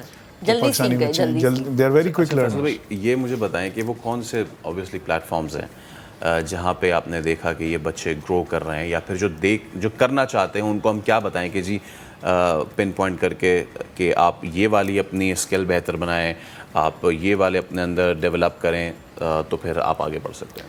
دیکھیں وقت کم ہے, ورنہ میں آپ کو قرآن و حدیث سے ایگزامپل دیتا. بات یہ ہے کہ نا اگر آپ نے کہیں کامیاب ہونا ہے نا, تو you learn the job description from day 1. ہم نے کیا کیا کہ ہم نے $1 million لگا کے پورا پلیٹ فارم بنایا, اس کے اندر پوری لیبس بنائی, اب تو ملینز لگ چکے ہیں, اس کے اندر پوری کلاؤڈ میں لیبس بنائی. وہی سارے سسٹمز جو یہاں پر آپ کے پاس ہیں, جو کلاؤڈ میں آپ یوز کر رہے ہیں, دنیا کی تمام انڈسٹریز کے, ایون انٹرٹینمنٹ انڈسٹریز کو بھی ہم نے نہیں چھوڑا.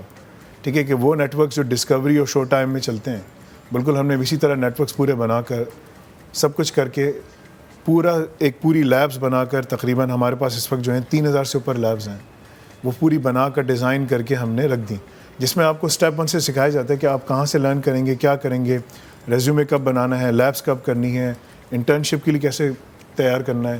بالکل اسی طرح ہم نے پورا تیار کیا ہے. تو اس کو جیسا آپ نے کہا نا کہ کہاں سے شروع کریں وہ ہم نے پورا پورٹل میں ایکسپلین کیا ہوا ہے. ایون کہ ہمارے پاس جو کلاس 8 کے بچے ہیں، ایون کہ وہ بھی جو ہیں اس کی پوری پریپریشن کر رہے ہیں. اور ماشاءاللہ ابھی ہمارا ایک بچہ ہے جس کا نام موسیٰ نام ہے، موسیٰ جمال. اس کا ہم لوگ اپنی کمپنی میں بھی رکھ رہے ہیں. اس نے ہم سے سیکھا، اس نے ایئر لفٹ یہاں ایک کمپنی ہے اس کو اس نے ہیک کیا اینڈ اس نے بگ باؤنٹی پوری نکالی. So there are more than 600 million jobs available globally. دنیا میں اس وقت 8 بلین کی پاپولیشن ہے، 600 ملین جابز موجود ہیں. یہ وہ جابز ہیں جس میں کوکیشینز اتنا نہیں پڑھتے، گورے جو ہے اتنا نہیں پڑھتے، ان کو پڑھنا اور نہ اسکل، مطلب کہ they are busy in their social media lifes. Unfortunately ہم ان کو ریپلیکیٹ کریں، ہم اس میں لگ گئے. تو اگر ہم تھوڑا سا اپنے آپ کو آرگنائز کریں اور اپنے ماں باپ کی بات سنیں تو ہم بہت آسانی کے ساتھ کامیاب ہو سکتے ہیں. صحیح. لیکن فیصل بھائی یہاں پر ہمیں یہ بھی تو سوچنے کی ضرورت ہے نا کہ ماں باپ آج کے ٹائم پہ جو ورکنگ ماں باپ ہے، ماں بھی کام کری باپ بھی کام کرا ہے، تو وہ کہتے ہیں کہ اچھا ٹھیک ہے، اگر ہم بچے کو ٹائم نہیں دے پا رہے تو ڈفرینٹ ایکٹیویٹیز میں ہم انوالو کرتے ہیں. موبائل دے دیا، کھانا نہیں کھا رہا تب بھی موبائل دے دیا. ایک چھوٹی سی ایگزامپل ہے. تو یہ بھی یہاں پر ماں باپ کی غلطی ہے. صرف ہم بچے کو نہیں کہہ سکتے نا کہ ہمارا بچہ ایسا ہے، ماں باپ کی بھی غلطی کہیں نہ کہیں آتی ضرور ہے. ایبسولوٹلی. مطلب کہ یہ جو اسکرین ٹائم ہے اس میں بڑی ریسرچ ہے. میری وائف ڈاکٹر ہے کینیڈا میں، یو ایس میں بھی اس نے کام کیا ماشاء اللہ. سو آٹزم بچوں میں بہت تیزی سے بڑھتا ہے اگر آپ اسکرین ٹائم دیں. ADHD and there are many other factors right. So اب تو ADHD بہت کامن ہو گیا ہے ویسٹ کے اندر، and it is all because of excessive screen time.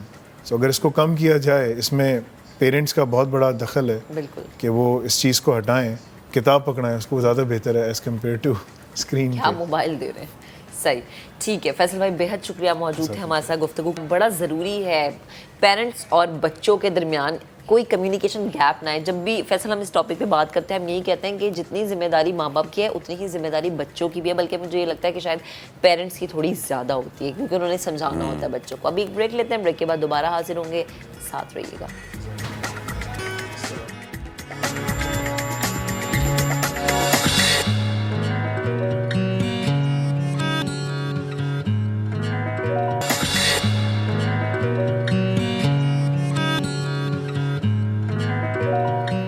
Welcome back. اب آپ کو بتائیں کہ کراچی میں بڑی تعداد میں غیر قانونی عمارتیں بننے لگی ہیں.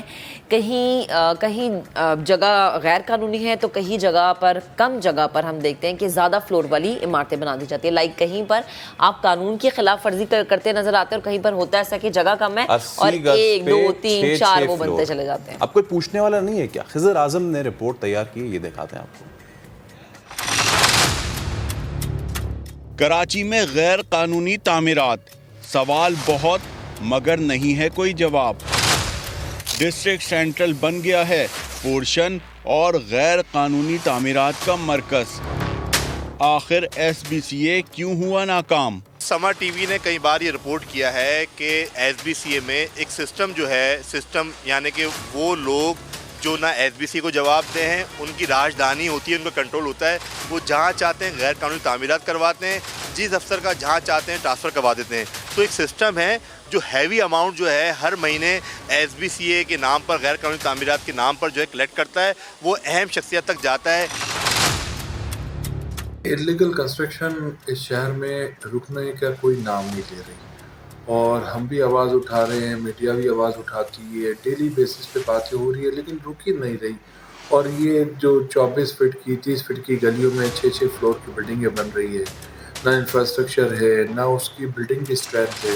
اللہ نہ کرے کوئی زلزلہ، کوئی ڈیزاسٹر ہوا تو یہ بہت سارا کیجویلٹی ہو جائے گی، اور ہمارے پاس ایسے وسائل ہی نہیں ہوں گے ہم لوگوں کو باہر نکال سکے یا کوئی ایسی مدد کر سکے. تو میرا خیال ہے کہ اب یہ وقت ہے کہ ٹائم ڈرا ہونی چاہیے. جو چیزیں پچھلی ہیں ان کی بلڈنگ کو دیکھنا چاہیے اسٹرینتھ ہے یا نہیں ہے. نئی کنسٹرکشن، نئی پورشن، نئی انلیگلٹی نہیں ہونی چاہیے. شہری کہتے ہیں پورشن کی بنیاد ڈلتے ہی ہر ادارے کا دروازہ کھٹکھٹاتے ہیں. मगर कोई रोकने वाला नहीं। इस गली में पूरे पोर्शन है, इधर पूरा उस्मानिया पोर्शन बन रहा है जहाँ पे बनने नहीं चाहिए। पूरे इलाके में पोर्शन ही पोर्शन बनाए चले आ रहे हैं। मैं उस्मानिया सोसाइटी की रिहायशी हूँ और जो गैर कानूनी प्लाट बन रहा है उसके बराबर में बिल्कुल मेरा घर है। 363 वो 362 पे बन रहा है।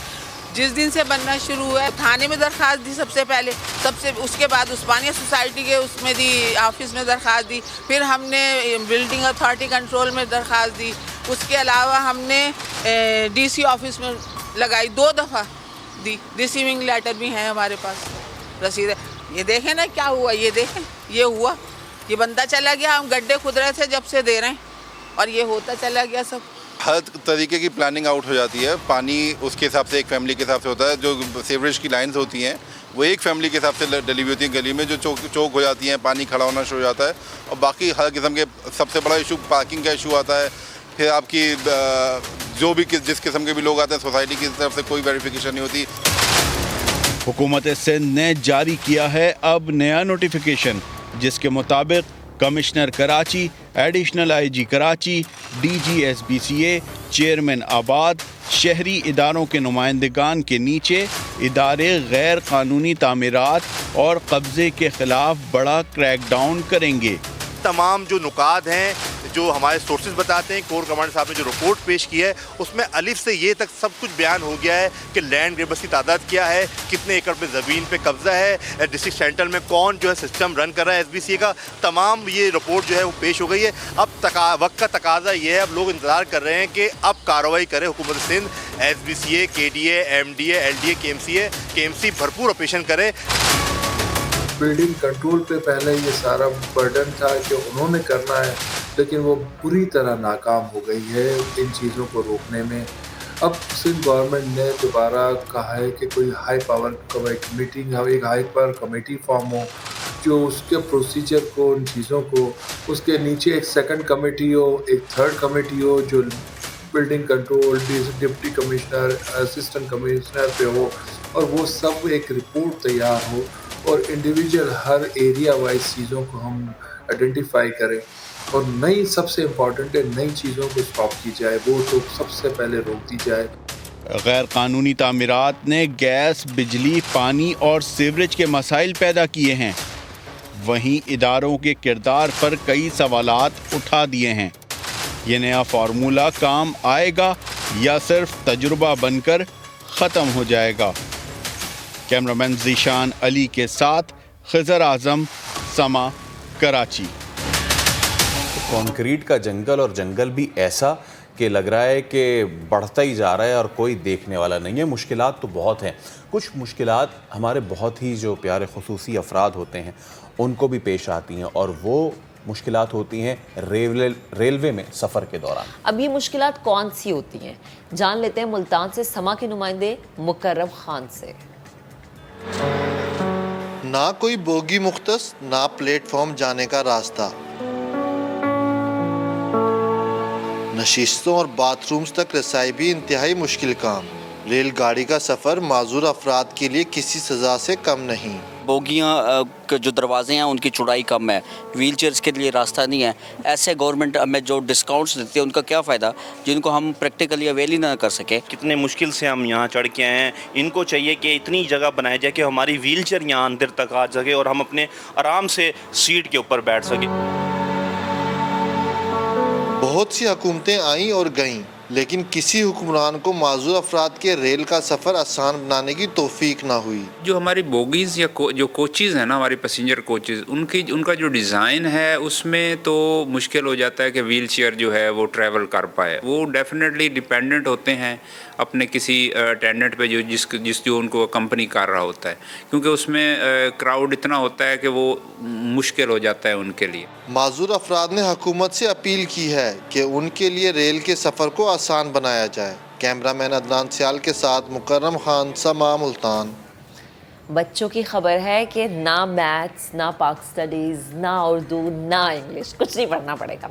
अब आ गया है नया समर कैंप। कोई डांस करके अपना दिल बहलाता है और कोई रंगों का खूबसूरत सा जहां सजा रहा है। लाहौर से नवीन अली की रिपोर्ट देखते हैं। छुट्टियों की घंटी बजते ही माओ ने बच्चों की शरारतों से बचने का फॉर्मूला ढूंढ लिया। ना नानू ना दादो के पास, सब पहुंच गए समर कैंप।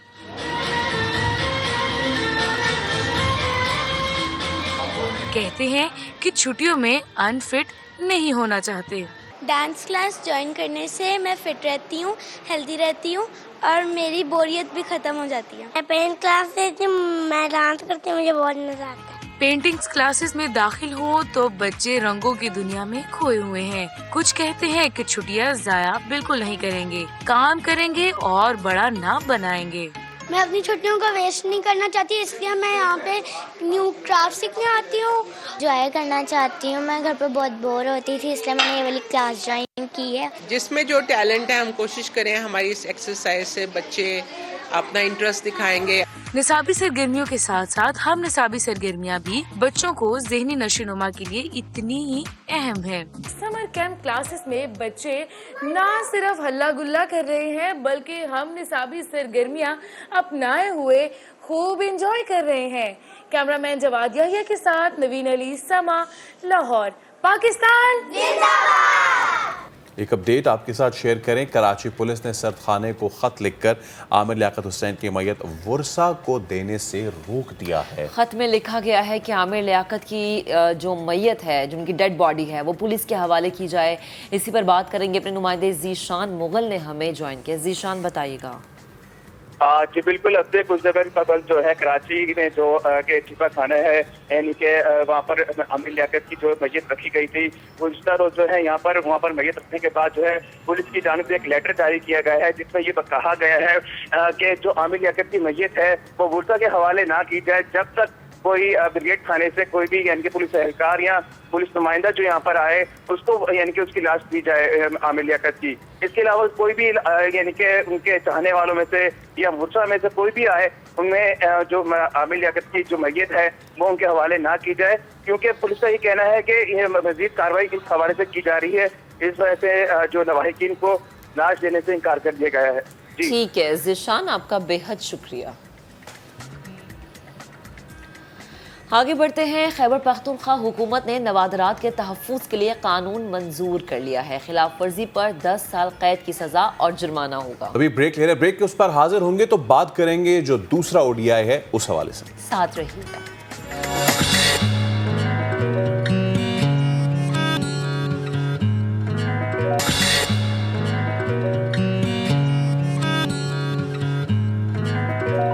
Welcome back. आपको बताएं कि नई हुकूमत का 10 बिलियन ट्री सुनामी मंसूबा जारी रखने का फैसला। नए बजट में मंसूबे के लिए 9 अरब 45 करोड़ रुपए मुख्तस होंगे। बात करेंगे अपने नुमाइंदे वहाब कामरान से। जी वहाब।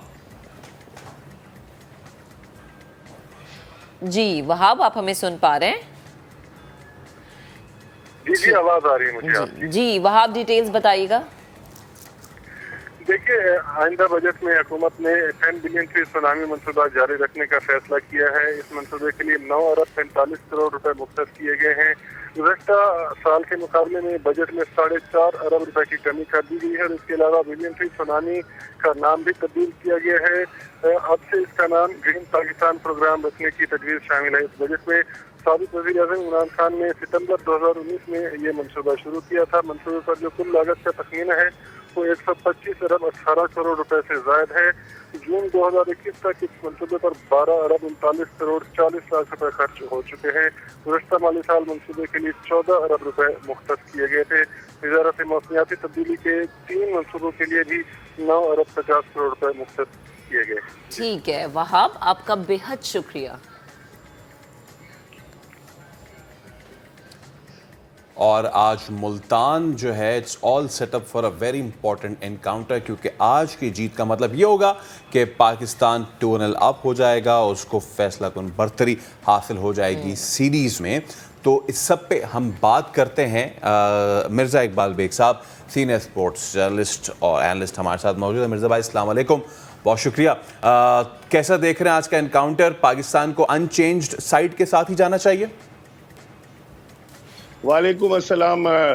फैसल, मसला ये है कि पाकिस्तान की कोशिश है कि ये सीरीज़ जीती जाए किसी भी तरीके से, और सीरीज़ जीतने के लिए मेरे ख्याल में तो आज कोई टीम में तब्दीली नहीं करेंगे। فاسٹ بولرز حالانکہ 2 موجود ہیں آپ کے پاس, شاہنواز دہانی اور اس کے علاوہ وسیم جونیئر. ہو سکتا ہے حسن علی جو آؤٹ آف فارم ہے ان کو باہر کر کے ان دونوں کسی ایک کو شاہنواز دہانی کو تو یہ صرف سیر کر بنایا ہوا ہے, اس کی تصویریں وغیرہ جاری کرتے ہیں. لیکن مجھے لگ رہا ہے کہ پاکستان ان چینج ہوگا. حسن علی کو ایک اور موقع دیں گے. دوستی یاری بھی کوئی چیز ہوتی ہے پاکستان کرکٹ میں, یہ بڑا اس کا عمل دخل ہے. اور پاکستان اگر آج سیریز انشاءاللہ جیتتا ہے تو پھر اس کے بعد فیصل پرسوں کا جو آخری ون ڈے ہے شاید اس میں کچھ تبدیلیاں کی جائیں.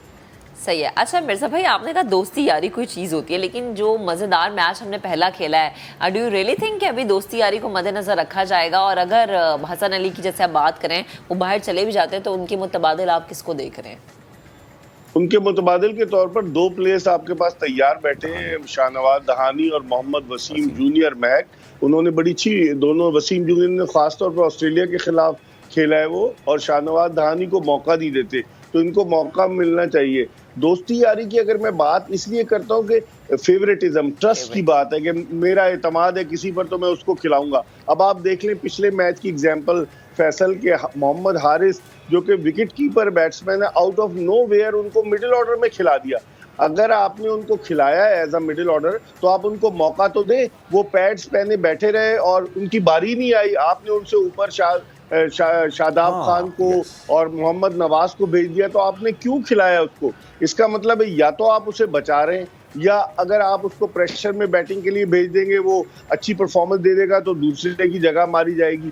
سمجھ میں نہیں آتی منطق پاکستان کرکٹ کی, کس طریقے سے ہم اسی طریقے سے پلیئرز کو ضائع کرتے چلے آئے. مرزا بھائی T20 میں شاید میں حامی ہوں کہ جی آپ نواز اور شاداب کو بنا سکتے ہیں, ٹھیک ہے, بنے ہوئے نہیں ہیں وہ پلیئر, بنا سکتے ہیں ان کو کہ وہ اچھا اوپر آ کے بیٹ کریں. لیکن ون ڈے میں شاداب کو اوپر, یہ پالیسی اپنے تو سمجھ میں نہیں آتی, آپ کے آتی تو ہمیں بھی سمجھا دیں. بس یہی ہوا, میں نے آپ کو ایک ہی جملہ کہا تھا نا, مہک بھی کہہ رہی تھی دوستی یاری, تو پاکستان میں جو ہے وہ دوستی یاری کو زیادہ اہمیت دی جاتی ہے کہ جس پر اعتماد ہو. ایک گروپ ہے کہ اپنے اپنے لڑکوں کو سپورٹ کرتا ہے. یہ پاکستان کی ٹیم ہے بھائی, یہ کسی کی ذاتی ٹیم نہیں ہے. جو بھی کھیلے گا وہ پاکستان کے سب جلالی پرچم کے لیے کھیلے گا. آپ ینگسٹرز کو اگر آپ مواقع نہیں دیں گے, ضائع کریں گے. کامران غلام ایک بیٹسمین ہے کے پی کا, بہترین بیٹسمین ہے, آپ اس کو ٹیم میں نہیں شامل کرتے. افتخار احمد کو آپ لے کر گھوم رہے ہیں, اگر وہ مڈل آرڈر کے اتنے ایکسٹراڈنری ہیں تو انہوں نے 2015 سے لے کر اب تک فیصل صرف 10 ون ڈے انٹرنیشنل میچز کھیلے, 124 رنز ہیں ان کے. آپ ان کو ساتھ کیوں کیری کر رہے ہیں؟ پھر آپ کسی اور کو موقع دیں. تو یہاں پسند ناپسند کا بڑا عمل دخل ہوتا ہے پاکستان کرکٹ میں. اچھا مرزا بھائی, بابر کی ہم نے کافی تعریف کی ہے ماشاءاللہ, آج بھی ہم امید کرتے ہیں کہ ایک اور سینکڑا لگائیں وہ. اچھا بیچ میں ہمیں لیٹ مڈل آرڈر میں ہٹنگ خوشدل شاہ جو ہے ان کی صورت میں اچھا مل رہا ہے, تو تھوڑا سا میں چاہوں گا آپ خوشدل کے حوالے سے بھی بات کریں, پھر میں آپ سے اگلا سوال کرتا ہوں. دیکھیں خوشدل شاہ ٹیلنٹڈ کرکٹر ہے, لیکن بدقسمتی ہے نا ہمارے یہاں, پھر وہی گھوم پھر کے بات آ جاتی ہے, جس پر آپ کو ٹرسٹ ہو آپ اس کو موقع دیتے ہیں. 2020 سے لے کر 2022 آ گیا, اس ون ڈے سے قبل خوشدل شاہ کو صرف انہوں نے 4 ون ڈے کھلائے تھے, یہ 5واں ون ڈے تھا. جس طرح سے وہ مڈل آرڈر میں ہٹنگ کرتا ہے اس کا اور افتخار کا موازنہ نہیں ہے. ایک تو وہ لیفٹ ہینڈڈ بیٹسمین ہے, دوسرے وہ فیئر لیس بیٹسمین ہے, کھل کر کھیلتا ہے. تو خوشدل شاہ کو انہیں کنٹینیولی مواقع فراہم کرنے چاہیے تاکہ مستقبل میں پاکستان کے لیے, ابھی ینگ ہے, ایک پلیئر اچھا مل سکے. آپ کو پتہ ہے فیصل کہ خوشدل شاہ کے پاکستان کے ڈومیسٹک سرکٹ میں سب سے زیادہ چھکے لگانے کا ریکارڈ ہے. تو ایسے بیٹسمین کی ہمیں ضرورت ہوتی ہے. اور بابر اعظم کی جو آپ نے بات کی, بابر اعظم زبردست پلیئر ہیں, 17 سینچریاں بنا چکے ہیں, لیکن بابر اعظم پر ایک سوال اٹھ رہا ہے کہ وہ میچ کو فنش نہیں کر پا رہے. حالانکہ وہ بڑی اچھی بیٹنگ کرتے ہیں, بیس اچھی بنا دیتے ہیں. آپ دیکھیں گزشتہ میچ میں بھی بابر آؤٹ ہو گئے, رضوان آؤٹ ہو گئے. اگر خوشدل شاہ چھکے نہیں لگاتے پاکستان کے ہارنے کا خدشہ تھا. اس سے پہلے آسٹریلیا کے خلاف ایک میچ میں لاہور میں بابر نے 100 کیے, لیکن بابر آؤٹ ہو گئے, ٹیم پھنس گئی. تو بابر کو اچھے فنیشر کی حیثیت سے بھی اپنے آپ کو پروو کرنا ہوگا. جیسے ویرانی ہے, ان کا اگر آپ اسٹیٹس اٹھا کر دیکھیں تو ہمیشہ چیس کرنے میں انہوں نے بھارتی ٹیم کو فتح سے ہمکنار کرایا ہے. صحیح. اچھا مرزا بھائی, اگر ہم ویسٹ انڈیز کی بات کریں تو ویسٹ انڈیز کی طرف سے کیا لگ رہا ہے آپ کو؟ یقیناً پہلی ہار کے بعد تیاری تو ان کی تگڑی ہوگی. کون سا کھلاڑی آج ہمیں زیادہ بہتر فارم میں نظر آ سکتا ہے, یہ زیادہ بہتر پرفارم کر سکتا ہے؟ دیکھیں میں ویسٹ انڈیز کی اگر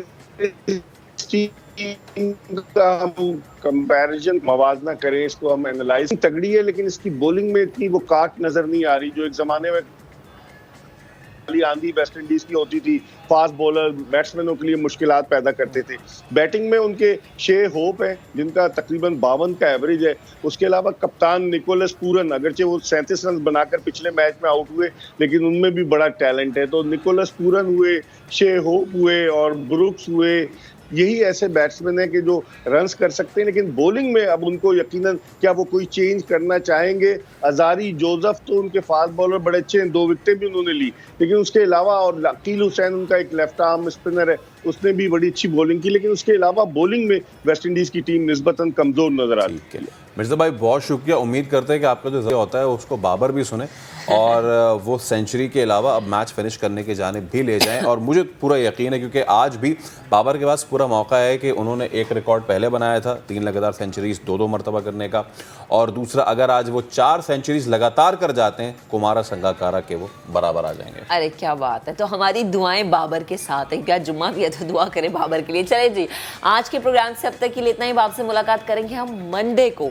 ویکینڈ پہ آپ نے کرنا یہ ہے کہ بیسٹ آف نیا دن دیکھنا ہے، اپنے ویکینڈ کو اچھا سا پلان کریں اور ہمیں بہت زیادہ دعاؤں میں یاد رکھیں. اللہ حافظ.